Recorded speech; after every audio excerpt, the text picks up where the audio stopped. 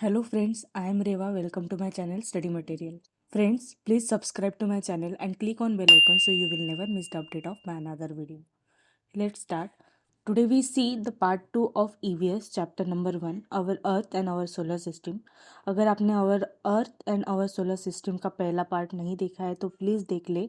It will help you to understand this part. Part 1 की link मैंने आई button और description box में दे दी है, वहाँ जाके आप देख सकते हैं. तो चलो पार्ट 2 स्टार्ट करते हैं. हमने प्लैनेट तक पढ़ लिया था. आज हम पढ़ेंगे the solar system. Our Earth is a planet. It gets its light from the sun. It moves around sun. Its movement around the sun is called as the revolution of the Earth. Beside Earth, there are 7 other planets that revolve around the sun. They are Mercury, Venus, Mars, Jupiter, Saturn, Uranus and Neptune. इस para में बताया गया है कि अवर earth is a planet, हमारी पृथ्वी एक ग्रह है. और हमने पढ़ा था कि प्लैनेट को खुद की रोशनी नहीं होती, प्लैनेट स्टार से रोशनी लेते हैं. और स्टार्स कौन है? सन.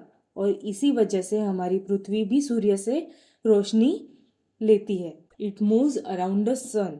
और हमारी पृथ्वी सूर्य के अराउंड घूमती है. और इसी मूवमेंट को क्या कहते हैं? Revolution of the earth. सूर्य के चारों ओर क्रांति करती है.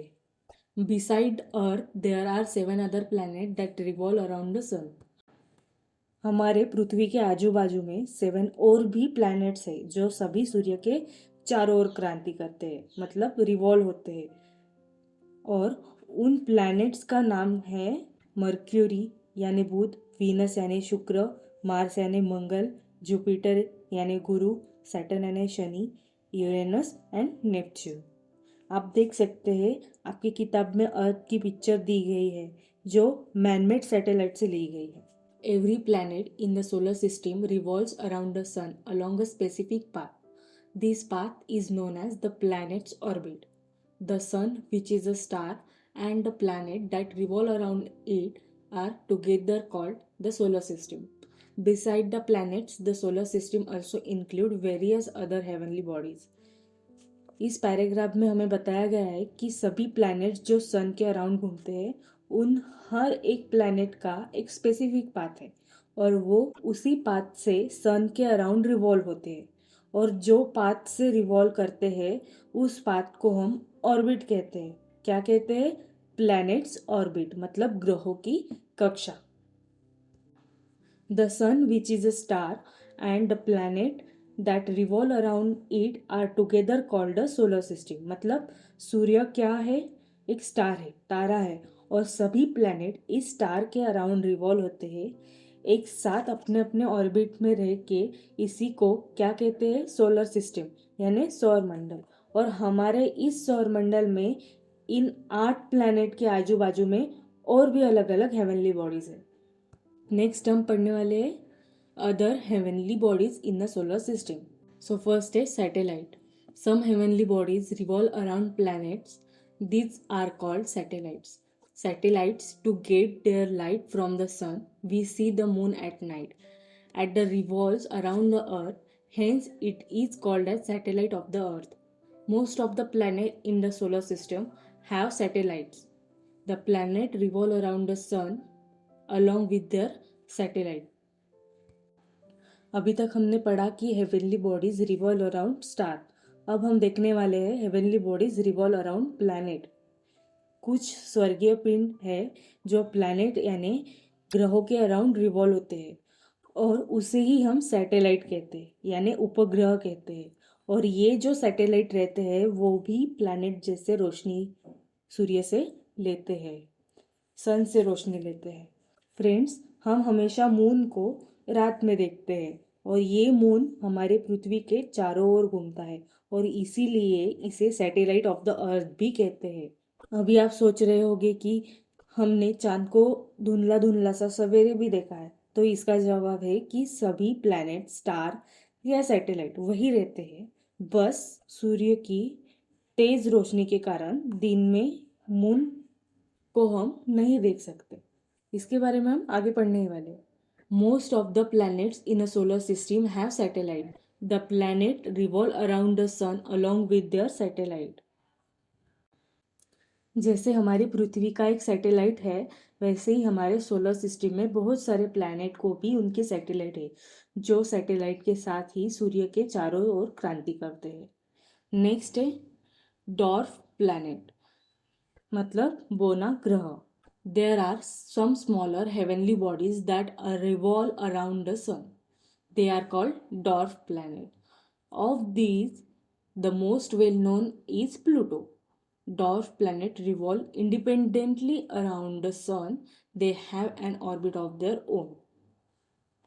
इस पैरा में बताया है हमारे सौर मंडल में कुछ स्मॉल हेवनली बॉडीज भी है जो बाकी प्लैनेट की तुलना में साइज में छोटे हैं और वो इंडिपेंडेंटली सन के चारों ओर अपने ही ऑर्बिट में रहकर घूमते हैं। इन्हें ही हम डॉर्फ प्लैनेट यानी कि बोना ग्रह भी कहते हैं। और हमारे solar system well known dwarf planet कौन सा है? प्लूटो। आपको जो किताब में एक पिक्चर दी है उसमें आप देख सकते हैं प्लैनेट। नेक्स्ट है एस्ट्रॉइड यानी लघु ग्रह। Between the planet Mars and Jupiter, there is a band of numerous small heavenly bodies. They are called asteroid. Asteroid also revolve around the sun. Compared to the sun, other heavenly bodies in the solar system are much smaller. The moon is the closest to the earth. That is why it appears to be a big, although it is actually very smaller than the sun. A diagram of a solar system is given below. In it, you see the sun in the center, the heavenly bodies that revolve around it, and the orbit. The planet, satellite, dwarf planet, and asteroid are the other part of the solar system. इस para में बताया गया है कि Mars and Jupiter in दोनों planet के बीच में एक बैंड है, पट्टा है, जिसमें बहुत सारी असंख्य हेवनली बॉडीज है और वो जो हेवनली बॉडीज है उसे हम एस्ट्रॉइड यानी कि लघु ग्रह कहते हैं और ये एस्ट्रॉइड भी सन के अराउंड रिवॉल्व होते हैं। वैसे अगर हम सन और बाकी सभी प्लैनेट जो सौर मंडल में है उन्हें कंपेयर करें तो वो साइज में सूर्य से भी यानी सन से भी छोटी है। The moon is closest to the earth और चांद पृथ्वी से बहुत करीब है और इसीलिए हमें यहाँ से देखने पर वो बहुत बड़ा दिखाई देता है, पर असल में चांद सूरज से बहुत छोटा है। A diagram of the solar system is given below. आपकी किताब में सोलर सिस्टम की डायग्राम दी गई है, वहाँ देखिए। वहाँ पर आप देख सकते हैं कि सन क्या है, सभी प्लैनेट के सेंटर में है और जो अदर हेवनली बॉडीज है जो सभी सन के चारों ओर घूम रही है और उनके ऑर्बिट में ही घूम रही है, क्योंकि planet, satellite, dwarf planet and asteroid ये सभी सौर मंडल का भाग है। फ्रेंड्स, आई होप यहाँ तक आपको समझा होगा। पार्ट 2 यहाँ तक ही है, आगे का हम देखेंगे पार्ट 3 में। अगर आपको यहाँ तक कुछ नहीं समझा है तो आप कमेंट्स करके पूछ सकते हैं। I will definitely give you answer. Please video को लाइक शेयर करना ना भूलें और चैनल को सब्सक्राइब करके बेल आइकन पर क्लिक करें। ये बिल्कुल फ्री है गाइस। धन्यवाद, मिलते हैं अगले वीडियो में। Until then stay tuned and bye bye. Keep learning guys.